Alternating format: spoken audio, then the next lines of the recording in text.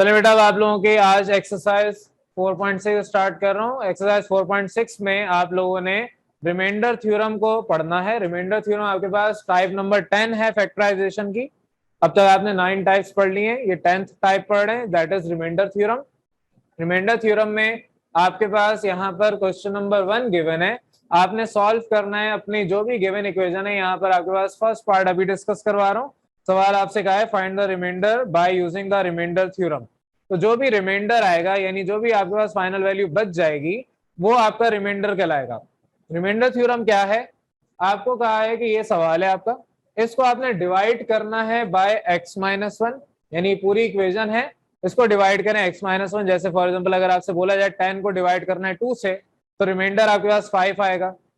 उसी तरीके से आप अगर अपनी इक्वेशन को डिवाइड करेंगे x-1 से, तो आपके पास रिमाइंडर क्या आएगा। रिमाइंडर मालूम करने का तरीका आपके पास वैसे तो बहुत सारे, एक मेथड आप सीख रहे हैं आज, रिमाइंडर थ्योरम। रिमाइंडर थ्योरम क्या है, सबसे पहले तो क्वेश्चन के बाद सोल्यूशन की ब्लू मार्कर से हेडिंग डालनी है, दिल चाहे तो अंडरलाइन आप ब्लैक मार्कर से करते हैं। फिर आपने सबसे पहले लेट करना है कि इस पूरी इक्वेशन को आप px से रिप्रेजेंट कर रहे हैं। px का मतलब होता है पॉलिनोमियल इक्वेशन ऑफ x। अब पूरी इक्वेशन में जाहिर वेरिएबल x है, तो पॉलिनोमियल का मतलब वो इक्वेशन जिसमें वेरिएबल की पावर 2 या 2 से ज्यादा हो। तो पॉलिनोमियल इक्वेशन ऑफ x आपके पास यहाँ पर इस तरीके से ये गिवन है px। अब बार बार हम इस पूरी इक्वेशन को लिखने के px से पूरी इक्वेशन को रिप्रेजेंट करेंगे। आपने अब यहाँ पर देखा कि मेरी इस इक्वेशन को डिवाइड करना है x-1 से, तो x-1 का मतलब ये, अगर मैं इसको 0 करना चाहूँ इस पूरी ब्रैकेट को, तो x की जगह 1 पुट करूंगा, ठीक है।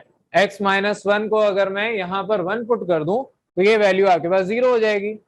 तो जो भी आपके पास वैल्यू डिवाइड हो रही है, आपको यहाँ पर वैल्यू पुट करनी है x की, वो जो इस ब्रैकेट को 0 कर दे। तो उसका तरीका ये होता है, फॉर एग्जाम्पल यहाँ पर x-1 है, अगर कहीं पर आपके पास x+1 गिवन होगा, आप सपोज करेंगे कि ये आपके पास 0 होना चाहिए, तो x की वैल्यू आपके पास -1 आएगी, तो आप इक्वेशन 1 में पुट करेंगे x की वैल्यू -1।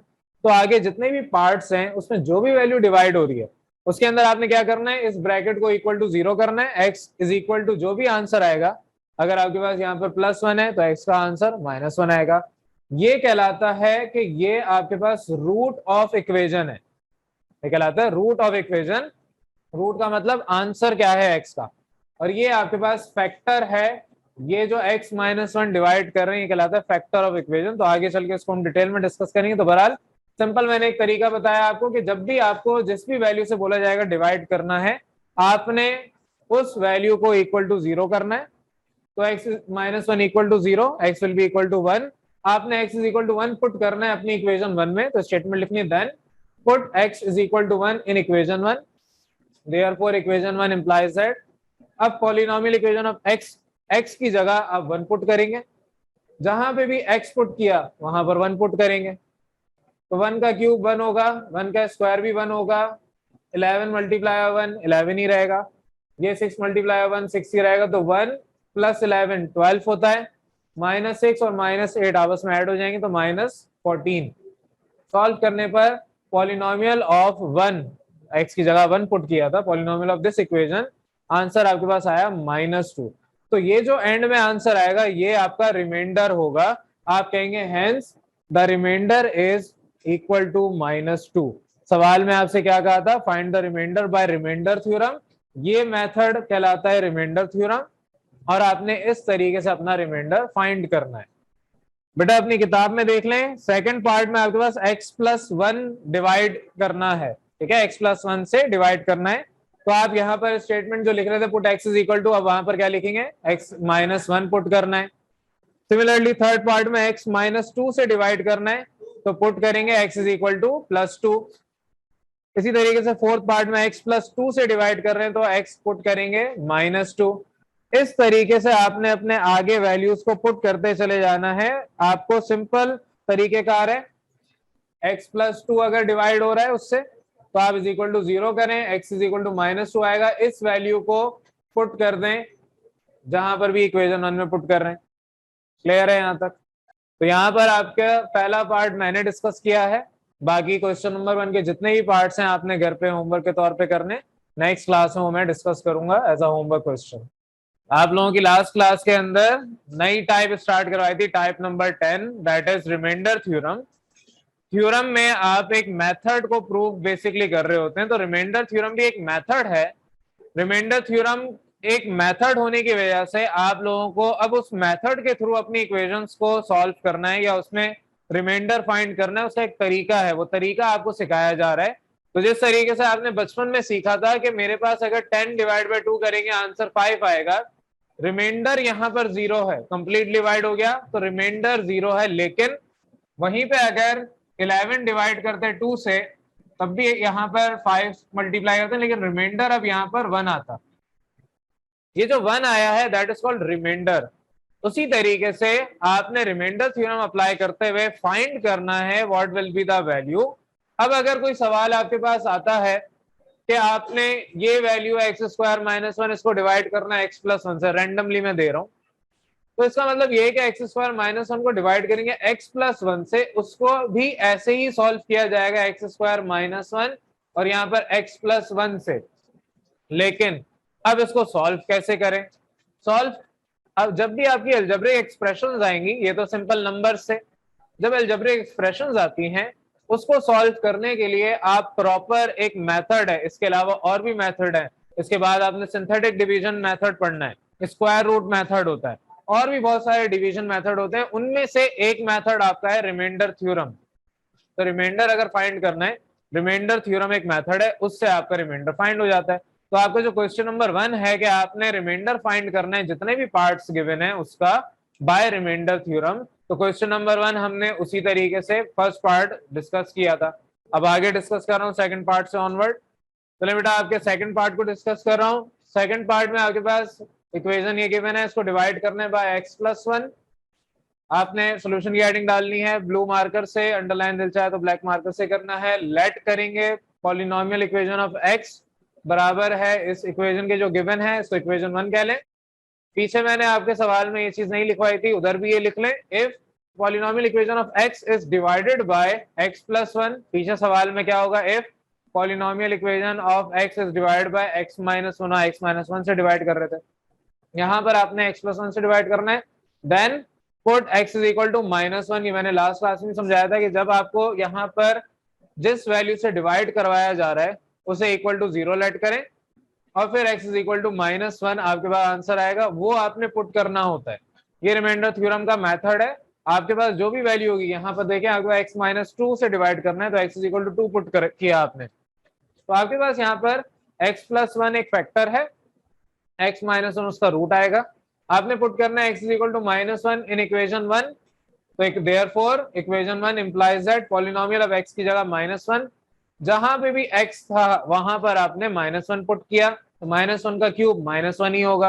आपने लॉज ऑफ एक्सपोनेंट पढ़े हैं, negative base having odd power, minus sign minus में ही रहेगा, लेकिन माइनस साइन अगर है और आपके ऊपर पावर इवन नंबर है तो प्लस में कन्वर्ट हो जाएगा, माइनस 1 का स्क्वायर प्लस 1 होगा और माइनस 1 x की जगह। तो ये आपका माइनस 1 6 मल्टीप्लाई हो रहा है प्लस 1 प्लस 11 मल्टीप्लाई माइनस 1 से होकर माइनस 11 में कन्वर्ट होगा और आपके पास ये 8 अपनी जगह। तो minus 1 plus 6 minus 11 plus 8 simplify करें, आपका आंसर 2 आएगा। तो आपके पास 2 is the remainder of polynomial equation of x। तो x जब आप माइनस 1 पुट कर रहे हैं आपके पास 2 आएगा, क्योंकि आप डिवाइड x प्लस 1 से कर रहे थे इसलिए आपने x is equal to minus 1 put किया। जब आपके पास ये वैल्यू आ गई, आप कहेंगे हेंस रिमाइंडर भी इसका 2 आएगा। सिमिलरली आपके पास यहाँ पर थर्ड पार्ट है, जिस तरीके से सेकंड पार्ट किया उसी तरीके से थर्ड पार्ट। सवाल आपके पास गिवन है, लेट किया polynomial equation of x is this. अब यहाँ माइनस 26 प्लस 40 गिवन है, आप इसको पहले सॉल्व कर लें, प्लस 14, ये आपकी पूरी इक्वेशन 1 आ गई, यानी कि x cube minus x square plus 14 आपके पास इक्वेशन 1 है। इसको आप उसी तरीके से if polynomial equation of x is divided by x minus 2 then put x is equal to plus 2। जो भी आपके पास फैक्टर आएगा आपने उसको 0 के बराबर लेना है और जो भी नंबर है उसको उधर राइट हैंड साइड पे भेज देंगे, तो x minus 2 is equal to 0 यानी कि x is equal to plus 2 वो पुट करना है। ये मेथड है आपका रिमाइंडर थ्योरम का, जिसमें इसी तरीके से आपको काम करना है। तो put x is equal to 2 in equation 1, therefore equation 1 implies that polynomial equation of 2 x की जगह आप 2 पुट करेंगे, जहां पर भी x था वहां 2 पुट किया, 2 का क्यूब 8, 2 का स्क्वायर 4, तो 8 माइनस 4 प्लस 14 सिंप्लीफाई करें, आपके पास 18 आंसर आएगा। Hence remainder is 18। चलो बेटा अपने नेक्स्ट क्वेश्चन को देख लें। आपके पास फोर्थ पार्ट है। यहाँ पर आपके पास सवाल ये गिवन है, ये डिवाइड कर रहे हैं आप x प्लस 2 से इस इक्वेशन को। तो अब अगर x प्लस 2 से डिवाइड कर रहे हैं तो रिमाइंडर बताने के क्या आएगा। सबसे पहले आपने क्या किया, सोल्यूशन की हेडिंग डाली ब्लू मार्कर से, अंडरलाइन दिल चाहा तो किया ब्लैक से, लेट किया p ऑफ x बराबर है इस इक्वेशन के और इसको इक्वेशन 1 कह दिया। अब यहाँ पर आप कहेंगे if p of x is divided by x plus 2, जाहिर है x प्लस 2 से आपके सवाल में क्या डिवाइड हो रहा है, तो हम कह सकते हैं then put x is equal to -2। आपके पास ये x plus 2 is equal to 0 है, x इज इक्वल टू -2 हो जाएगा। वो पुट करेंगे इन equation 1। Therefore equation 1 implies that आपके यहाँ पर जहां पर भी x था उन सब जगह पर -2 पुट किया, तो -2 का क्यूब -8, -2 का स्क्वायर +4। ये बेसिक लॉज ऑफ एक्सपोनेंट मैंने आपको सिखाए हुए थे चैप्टर 1 में, वहां पर आपको ये चीज बताई थी कि कैसे प्लस और माइनस कर रहे हैं। और ये -2 अपनी जगह सॉल्व कर लें, -4 ये आपका +4 इंटू -2 -8 और -14 अपनी जगह। सिंप्लीफाई करें, -8 -12 -8 और -14, एंड में सॉल्व करने पर आंसर -42 बचेगा। तो रिमाइंडर आप कहेंगे हेंस रिमाइंडर आपके पास -42 है। सिंपल सा पैटर्न है, आपने यहाँ पर जो भी फाइंड किया है इसको आपने पुट करके फिर जो भी आंसर आएगा उसको कहना है कि ये मेरा रिमाइंडर है उस सवाल का। इसी तरीके से आपके पास नेक्स्ट पार्ट है। नेक्स्ट पार्ट में आपके पास ये इक्वेशन गिवन है, यहाँ पर आपके पास 2y माइनस 1 का होल क्यूब है, इधर +6 मल्टीप्लाई हो रहा है 3 + 4y और फिर एंड में -9। जिसको डिवाइड कर रहे हैं आप 2y + 1 से। अब ये 2y + 1 से डिवाइड हो रहा है, 2y + 1 का मतलब ये कि अगर मैं कह रहा हूं 2y + 1 से डिवाइड हो रहा है, इसको 0 के बराबर किया, 2y बराबर होगा -1 के और y बराबर होगा -1/2 के। तो -1/2 आप यहाँ पर पुट करेंगे इस इक्वेशन में, आप लेट कर लें पॉलिनोमियल ऑफ y। पीछे आ गया इक्वेशन में x था, इस वजह से p ऑफ x लिखा था, यहाँ पूरी इक्वेशन में y है इसलिए p ऑफ y यानी पॉलिनोमियल इक्वेशन ऑफ y। तो अब यहाँ पर आपके पास ये जो इक्वेशन है गिवन, इसको आप p ऑफ y लेट करेंगे, इसको आप इक्वेशन 1 कह दें। फिर आप कहेंगे if p of y is divided by 2y + 1 जो सवाल में गिवन है, then put y is equal to -1/2। कहां से, ये रीजन मैंने अभी समझाया कि y इज इक्वल टू -1/2 आपके पास कैसे आएगा। पुट करेंगे y is equal to -1/2 in equation 1। तो यहाँ पर आपके पास जहां पर भी y था, पॉलिनोमियल इक्वेशन ऑफ y की जगह -1/2 पुट किया, यहाँ पर आपके पास y जहां पर भी था पुट किया। अब 2 मल्टीप्लाई हो रहा था y से, तो y की जगह -1/2, ये 2 इस 2 से डिवाइड हो रहा है तो आपस में कैंसिल कर देगा।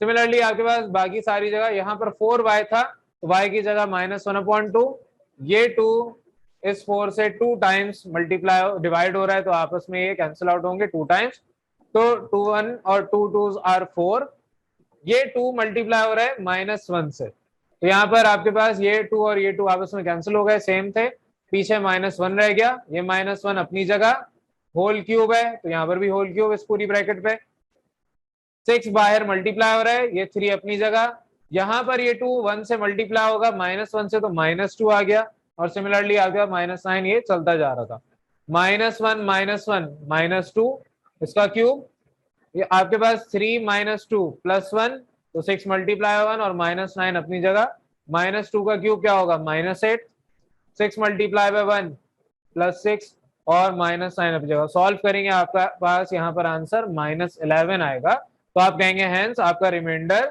-11 है। क्लियर है ये। अब यहाँ पर 6 पार्ट में आपको ये सवाल गिवन है, इसमें आपको डिवाइड करना है 2y -1 से। तरीकेकार वही है, लेट किया पी वाई, आपके पास ये इक्वेशन 1 आ गई, आपने कहा कि ये वैल्यू डिवाइड हो रही है 2y -1 से, तो y पुट करेंगे 1/2, जिस तरह पिछले सवाल में फाइंड किया था उसी तरीके से y आपके पास यहाँ पर 1/2 आएगा प्लस साइन के साथ। इक्वेशन 1 में पुट करने पर y की जगह 1/2 पुट किया, जहां पर भी y आपने लिखा था, 1/2 का क्यूब 1/8 होगा, ये आपके पास 1/2 में ये 2 इस 4 से 2 टाइम्स डिवाइड होगा, आपके पास यहाँ पर 2 मल्टीप्लाई बाय 1 2 आएगा, +3 अपनी जगह चल रहा है, -2 + 3 +1 होगा, और 4 और 8 आपस में डिवाइड हो रहे हैं, 4 1 टाइम्स और 4 2s आर 8, तो आपके पास यहाँ पर 1/2 बच गया। तो 1/2 + 1 एलसीएम ले, 1 + 2 होल डिवाइड बाय 2, तो 3/2 आपके पास आंसर आएगा फाइनल। तो आप लेंगे हेंस रिमाइंडर, ये खुद लिख लें, रिमाइंडर आपके पास क्या आया 3/2, ये आपका फाइनल आंसर आएगा। अब 8 पार्ट डिस्कस कर रहे हैं। 8 पार्ट में आपके पास यहाँ पर ये सवाल गिवन है, इसको डिवाइड करना है x - y से। अब x - y से जब डिवाइड करेंगे तो आपके पास तरीकेकार वही है, लेट करेंगे p ऑफ x, यहाँ p ऑफ x लेट करना है। जब आप लेट करेंगे p ऑफ x, ये इक्वेशन 1 है, और कहेंगे कि अगर इसको डिवाइड कर रहे हैं x - y से तो पुट करेंगे हम x = y। स्टेटमेंट सारी वही है किसके अंदर, इक्वेशन 1 में। therefore equation 1 can be written as, या इंप्लाइज दैट जहां पर भी x था वहां पर आप y पुट करेंगे। तो यहाँ पर आपने y पुट किया तो इधर भी y की पावर 4, यहाँ x² था तो y की पावर 2, और ये अपनी जगह एज इट इज। आपके यहाँ पर y की पावर 4 y इस तरीके से लिखा जाएगा, इसकी पावर 2 तो इसका y²। अब आपको पता है y² इस y² से मल्टीप्लाई हो रहा है, तो डायरेक्ट आप इसको लिख सकते हैं y की पावर 4 बजाय 2 + 2, और अगले स्टेप में आप कहेंगे y की पावर 4 है, डायरेक्ट लिख सकते हैं। तो ये आपके पास 3y की पावर 4 आंसर आएगा। अब polynomial equation of x convert हो गई इन टर्म्स ऑफ y, और ये आपका आंसर आया है। अगर आपने इक्वेशन 1 में वैल्यू पुट की थी x की, हेंस रिमाइंडर आपके पास 3y की पावर 4 आएगा आंसर। ये आप लोगों का 8 पार्ट था। बहुत सारे बच्चों को यहाँ तक कंफ्यूजन थी, जिनको इसमें भी कंफ्यूजन है मैं रफली समझा रहा हूँ। 7 पार्ट में सवाल ये गिवन है, लेट किया p ऑफ y = दिस, ये इक्वेशन 1 लेट कर दी। जितने भी आपके पास प्रॉपर स्टेप से ये काम करवाया है आपने, इस सवाल को वैसे ही करना है। तो वही बात आपने लिखनी है कि अगर p ऑफ y डिवाइड कर रहे हैं यहाँ पर इस केस में 2y - 1 से, तो y आपके पास बराबर होगा 1/2 के, ये पुट करना है किसके अंदर, इक्वेशन 1 में। तो जब आप इक्वेशन 1 में पुट करेंगे इसके अंदर y की जगह 1/2, जहां जहां y है वहां पर 1/2 पुट कर दें। 2 से 2 कैंसिल होगा, पीछे 1 बच गया, ये 2 इस 4 से 2 टाइम्स, तो 2 × 1 2 आंसर आएगा। आपके पास ये 1 अपनी जगह था, 6 मल्टीप्लाई हो रहा था, 3 अपनी जगह और -10 अपनी जगह। इक्वेशन सोल्यूशन आपको करना आनी चाहिए। 1 + 1 2, इसके ऊपर क्यूब है, 6 अपनी जगह, 3 - 2 1, -10 अपनी जगह, तो 2 का क्यूब 8, 6 × 1 6, -10, एंड में आंसर आया -8। नीचे आपके स्टेप मैंने मिस कर दिए, वो खुद कर लें। हेंस रिमाइंडर आपके पास आएगा -8 के बराबर। तो यहाँ पर आपके क्वेश्चन नंबर 1 के तमाम पार्ट्स हमने डिस्कस कर लिए। यहाँ पर क्वेश्चन नंबर 2 मैं एक दो दोबारा समझा रहा हूँ। Find the value of m if py = given expression and qy = जो भी यहाँ गिवन एक्सप्रेशन है। आपके अगर एक से ज्यादा एक्सप्रेशन हो, जाहिर दोनों को हम p से रिप्रेजेंट नहीं करेंगे, हम दोनों को अलग अलग नाम देंगे, एक py कह दें एक qy कह दें, यानी कि पॉलिनोमियल इक्वेशंस ही हैं दोनों। एक आपके पास p से रिप्रेजेंट कर रहे हैं, दूसरे को q से रिप्रेजेंट कर रहे हैं। यहाँ पर सवाल में कहा है कि वैल्यू ऑफ m फाइंड करें। जाहिर एक्सप्रेशन में आपको m नजर आ रहा है, इस m की वैल्यू फाइंड करनी है। मजीद आएगा leave the same remainder when divide by y - 3। अगर इन दोनों को py को और qy को y - 3 से डिवाइड करेंगे तो दोनों का रिमाइंडर सेम आना चाहिए। अब वो जो भी आएगा, आपके पास यहाँ पर कंडीशन बता दी कि दोनों का रिमाइंडर सेम आएगा। जिस तरीके से यहाँ पर एग्जांपल दी है कि 7 को डिवाइड कर रहा हूं 2 से और 11 को डिवाइड कर रहा हूं 2 से, डिवाइड यहाँ पर 2 दोनों सेम ही हैं, दोनों एक ही वैल्यू से डिवाइड कर रहा हूं, लेकिन दो अलग अलग वैल्यूज हैं 7 और 11। यहाँ पर जिस तरह अलग है उसी तरीके से आपके पास py और qy दोनों अलग वैल्यूज हैं, लेकिन आपके पास डिवाइड करने के बाद 2 3 6, 7 आपके पास यहाँ पर माइनस करें, 1 रिमाइंडर इधर आया। सिमिलरली 2 5 10, तो यहाँ पर भी 1 रिमाइंडर आया। तो जिस तरीके से इन दोनों का रिमाइंडर सेम आया है, उसी तरीके से सवाल में भी कंडीशन गिवन है कि आपके पास यहाँ पर सेम रिमाइंडर आएगा जब आप y - 3 से डिवाइड करेंगे। अब m बताना है कि वो कहां पर क्या वैल्यू आएगी, तो उसको सॉल्व करने का तरीका जिस तरह अभी तक काम किया वही है। तो यहाँ पर मैं अब नोट कर रहा हूँ, लिखवा रहा हूँ। बेटा आप लोगों का क्वेश्चन नंबर 2 डिस्कस कर रहा हूँ। लास्ट क्लास में आप लोगों को मैंने क्वेश्चन नंबर 1 के सारे पार्ट्स ऑलमोस्ट करवा दिए थे। क्वेश्चन नंबर 2 में मैंने सवाल आपको समझा दिया है। इसको करने का तरीका यह है कि आपने तरीकेकार फॉलो वही करना है। सोल्यूशन की हेडिंग डालनी है ब्लू मार्कर से, और दिल चाहे तो अंडरलाइन ब्लैक से करना है। आपको सवाल में कहा था py और qy जब डिवाइड होंगे दोनों y - 3 से, तो रिमाइंडर सेम आ रहे हैं। तो यहाँ पर आपके पास अगर py कहें कि ये वैल्यू गिवन है, तो आपने लिखना इस तरीके से, सोल्यूशन इस तरीके से करना है कि when P Y is divided by Y minus C, इस तरह पिछले पार्ट्स में किया, then put y is equal to 3 in P Y, वहां इक्वेशन 1 लिखते थे, यहाँ पर इक्वेशन 1 हमने नहीं बनानी, P why he word use कर रहे हैं, पॉलिनोमियल इक्वेशन ऑफ y। तो आपने y इज इक्वल टू 3, ये सबको कॉन्सेप्ट क्लियर होना चाहिए कैसे पुट कर रहे हैं। तो y इज इक्वल टू 3 पुट किया इन पी वाई, तो आप कहेंगे दैट इज पी वाई, ये गिवन है आपके एक्सप्रेशन सवाल में।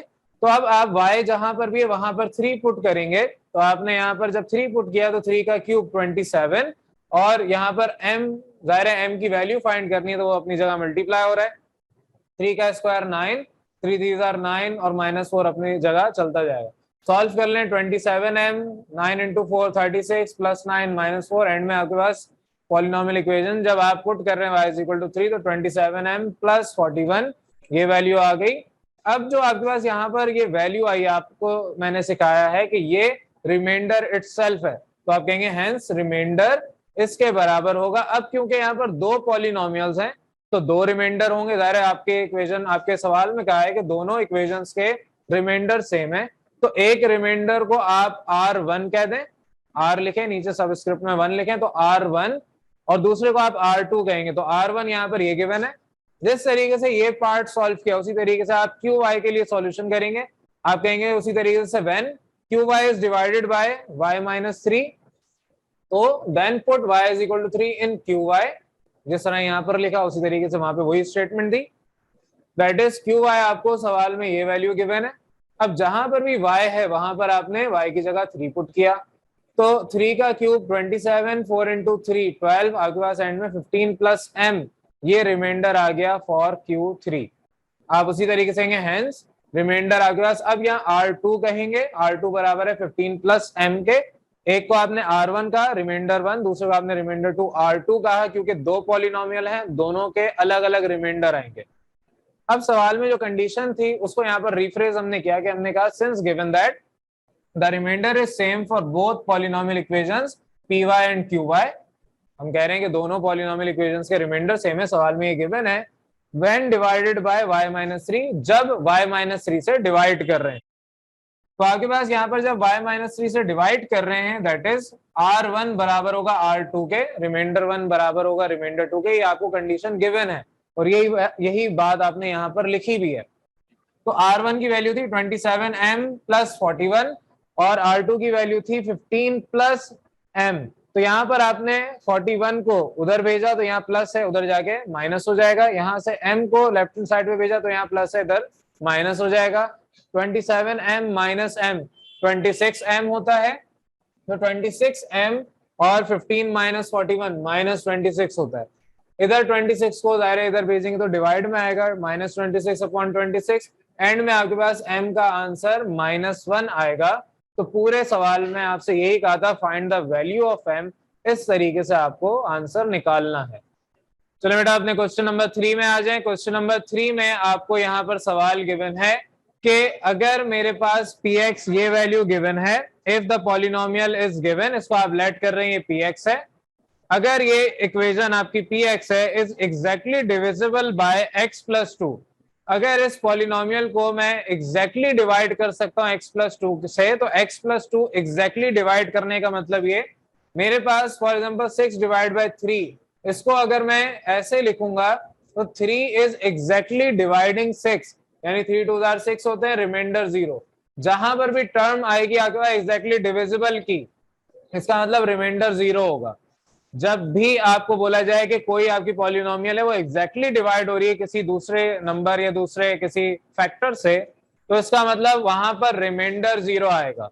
तो यहाँ पर वही कॉन्सेप्ट अप्लाई हो रहा है, आपने सोल्यूशन की हेडिंग डाली ब्लू मार्कर से, उसके बाद कहा let px polynomial equation of x ये गिवन है, if px is exactly divisible by this, अगर सवाल में जिस तरह कहा है कि p of x exactly divisible है x प्लस 2 से, therefore या then px will be equal to 0, px equal to 0 क्यों होगी, क्योंकि उसका रिमाइंडर 0 के बराबर आएगा। ठीक है, अगर रिमाइंडर 0 के बराबर आया तो पीछे सवाल जितने भी आपने सॉल्व किए जब आप वैल्यू पुट करते थे px के अंदर वो आपके पास रिमाइंडर आता था, तो आप कहेंगे that is remainder is equal to 0 या p ऑफ x आपका ये 0 के बराबर आएगा।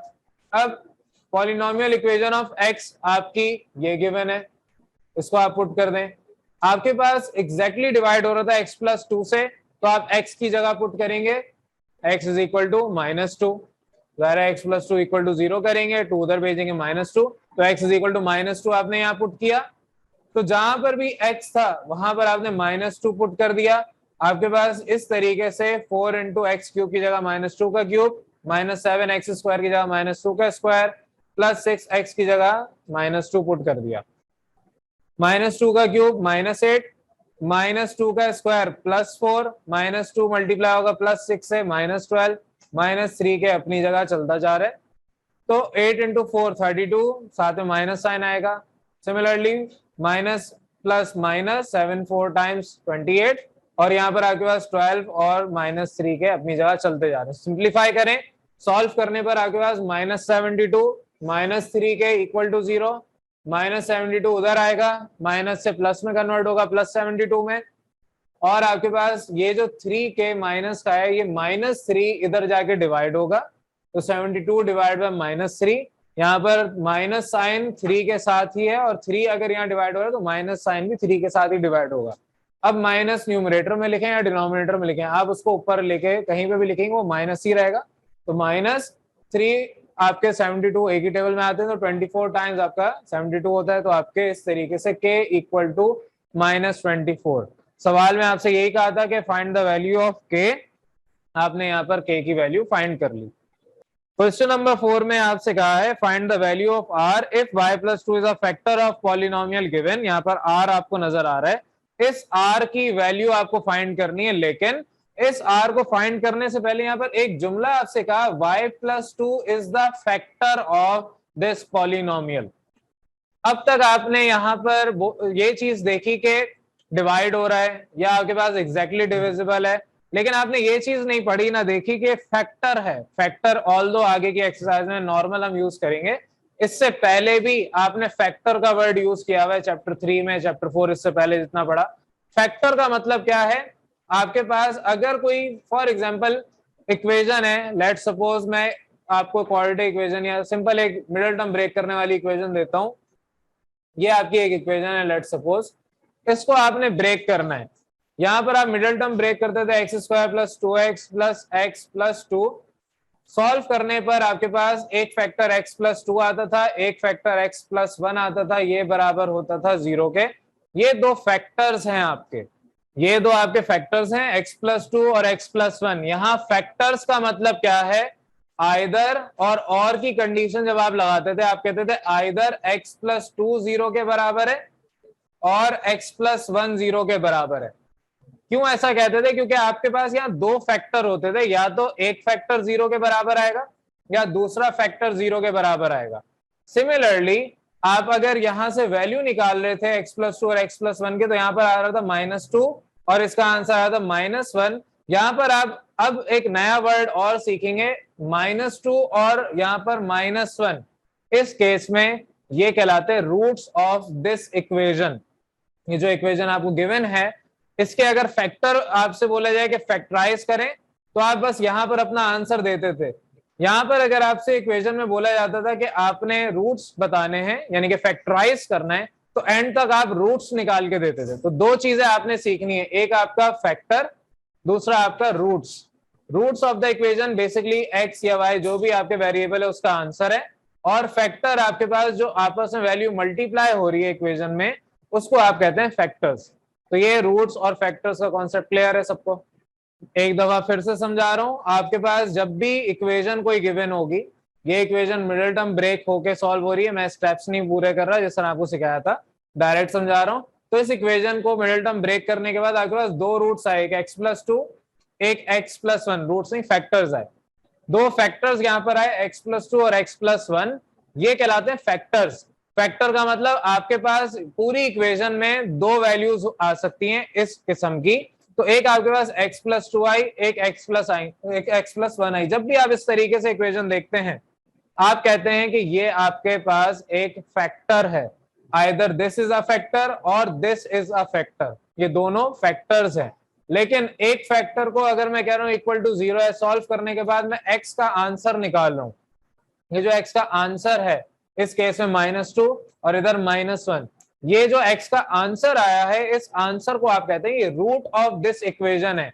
यानी कि इस इक्वेशन में आप अगर -2 पुट कर दें x की जगह, या इस पूरी इक्वेशन में -1 पुट कर दें x की जगह, तो आपके पास left hand side is equal to right hand side हो जाएगी, यानी लेफ्ट हैंड साइड भी 0 हो जाएगी, जो कि राइट हैंड साइड है।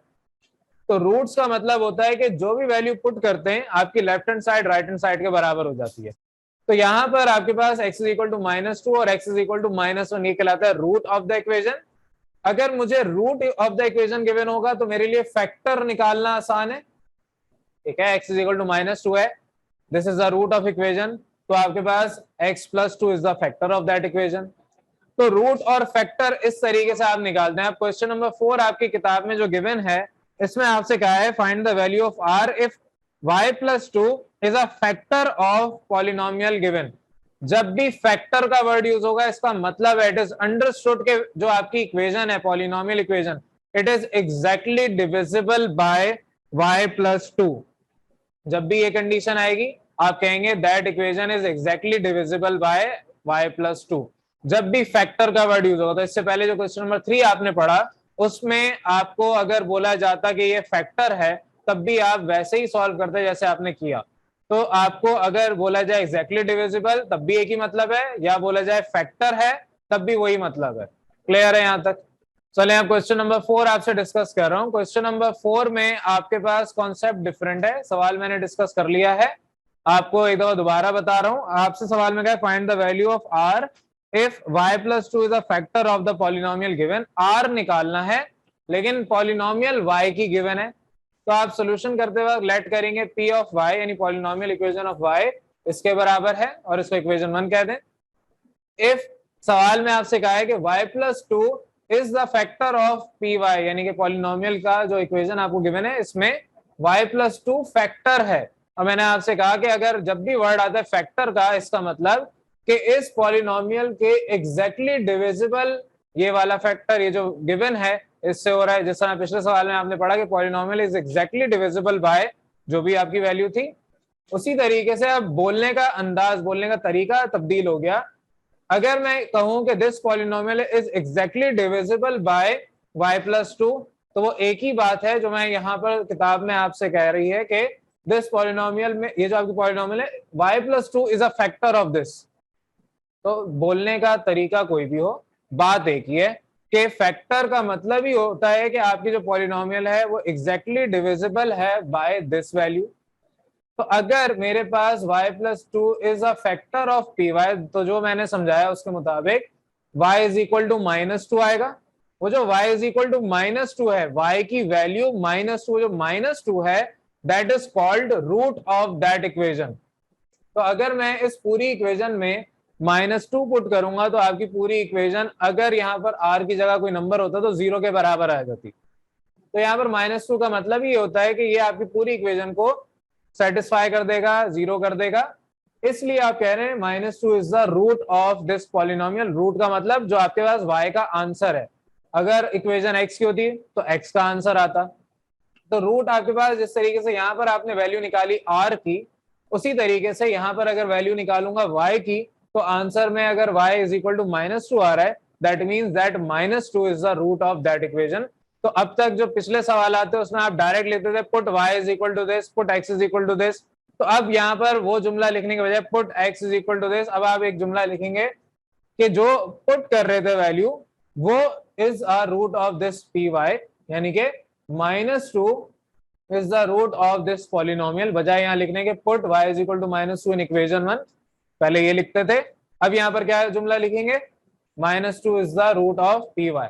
सिर्फ जुमला तब्दील करके लिखना है, काम सारा वही है, कॉन्सेप्ट सारा वही है। क्यों ऐसे करवा रहा हूँ, क्योंकि किताब ने जो आपको अल्फाज, जो यहाँ पर वर्डिंग यूज की है, उसके मुताबिक आपको ऐसे लिखना है। आगे की एक्सरसाइज 4.7 उसके अंदर सारा काम एज इट इज आपको जो करवा रहा हूँ वैसे ही करना है। तो बहरहाल आपके पास ये कॉन्सेप्ट क्लियर होना चाहिए। If y plus 2 is the factor of polynomial equation, then -2 is the root of this polynomial equation. और अगर रूट है या ये फैक्टर है, तो इसका मतलब remainder will be equal to 0। Remainder आपका 0 होगा, जाहिर एग्जैक्टली डिविजिबल का मतलब आपके पास वैल्यू रिमाइंडर की 0 आएगी। तो रिमाइंडर अगर 0 के मुताबिक है तो आपने पीछे पढ़ा कि जितने भी आप पॉलिनोमियल में y या x की वैल्यू पुट करते थे उसका आंसर आपके पास जो भी आता था वो रिमाइंडर होता था। अगर रिमाइंडर ही 0 है तो ये भी 0 होगा। तो यहाँ पर आपकी पॉलिनोमियल इक्वेशन ऑफ y सवाल में गिवन है, वो यहाँ पर आपने लिखी देयरफॉर, या आपने वैल्यू वही एज इट इज उतार दी। अब जहां पर भी y है वहां पे आप y की जगह -2 जो कि रूट है वो लिख देंगे। तो -2 आपने पुट किया, -2 का स्क्वायर +4, ये माइनस माइनस प्लस, 2 4 8 r और -4r स्क्वायर अपनी जगह चलता आ रहा है।